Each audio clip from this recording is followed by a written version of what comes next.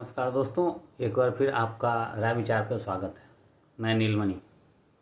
दोस्तों, लगता है आप लोग अब वंदे मातरम याद करने के पीछे पड़ गए होंगे, क्योंकि अगर आप लोगों को वंदे मातरम गाना नहीं आया, गा नहीं पाए, तो आप लोग राजद्रोही देशद्रोही हो सकते हैं।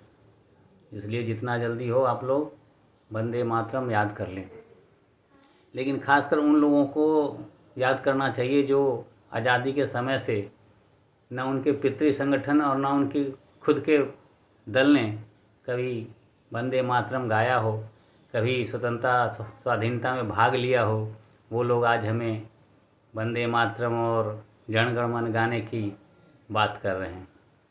उन्हें तो पता नहीं, शर्म भी नहीं आती है बोलते हुए कि आप लोग वंदे मातरम नहीं गाते हैं। जो नहीं गाता है वो देशद्रोही है। दोस्तों, ये अमूमन अभी हमारे देश में चल रहा है। जब आप शिक्षा की बात करोगे तो आपका स्कूल बंद कर देगा, लेकिन आप जब कांवड़ लेके जाओगे तो आपके ऊपर फूलों की बहार का बरसात करेगा। आप लोग जब शिक्षा स्वास्थ्य की बात करोगे तो आपको वंदे मातरम के उलझा के रख देगा, जाति धर्म में उलझा देगा। तो भैया, समय आ गया है, ऐसे लोगों की पहचान करो और इनके उस जुमले में और बातों में मत फंसो। ये हमेशा देश की जनता को बेवकूफ़ बनाते आए हैं। जो विश्व हिंदू परिषद से लेकर आरएसएस तक और भाजपा वालों ने कभी स्वतंत्रता संग्राम में भाग ही नहीं लिया, न कभी जेल गए, न कभी वंदे मातरम गाया, न जनगण मन गाया, वो आज राष्ट्रवादी बन रहे हैं। और जो पूरा देश गाता रहा वो आज देशद्रोही बन गया है। हमें याद है, हम जब अपने स्कूल में पढ़ते थे तो प्रार्थना के बाद रोज़ ही जन गण मन, वंदे मातरम और संविधान के प्रेम्बल को पढ़ा जाता था। शायद ये लोग जो आरएसएस वाले हैं और ये जो तथाकथित हिंदू राष्ट्रवादी लोग हैं, उनको ये पता नहीं होगा। जो खुद करता नहीं वो दूसरों पे ज़रूर लाछन लगाता है। 52 साल तक आरएसएस अपने हेड ऑफिस में तिरंगा नहीं फहराया था, और जब जो फहराने गए थे 3 बालक युवा, उनको उन पे एफ.आई.आर. करके उनको जेल भिजवा दिया था। और ये हमें राष्ट्रवाद सिखाते हैं और हमें देश प्रेम सिखाते हैं। भैया, जब अपने स्वास्थ्य, अपनी शिक्षा, अपने रोज़गार, अपनी नौकरी की बात करोगे तो तुम लोगों को ऐसे ही उलझा कर रखा जाएगा।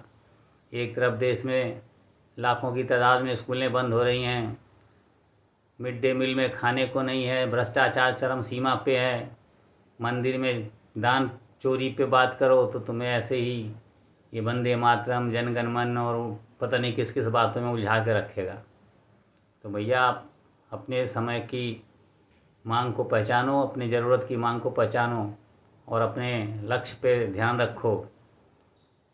15 अगस्त और 26 जनवरी साल में 2 बार ही आते हैं और 2 बार ही हमें गाने को मिलता है, लेकिन हमारी रोज़ की जो ज़रूरत है, शिक्षा है, स्वास्थ्य है, महंगाई है, भ्रष्टाचार है, उस पर ध्यान दो। 2 बार तो हम गा लेंगे वंदे मातरम, कोई दिक्कत नहीं है, लेकिन जो ज़रूरत की रोज़मर्रा जिससे हमारी ज़िंदगी प्रभावित होती है उस पर ध्यान दो। इनकी बातों में ना हो। ये जुमलेबाज लोग हैं, ये बीच बीच में ऐसे जुमले देते रहेंगे।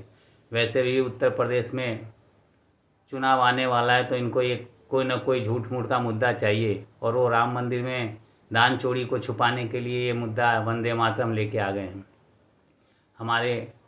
हमें पूरा विश्वास है कि हमारे देश के जेनजी अल्फ़ा ये सब बातें समझने लग गए हैं और अब ये इनके चक्रों में पड़ने वाले नहीं हैं।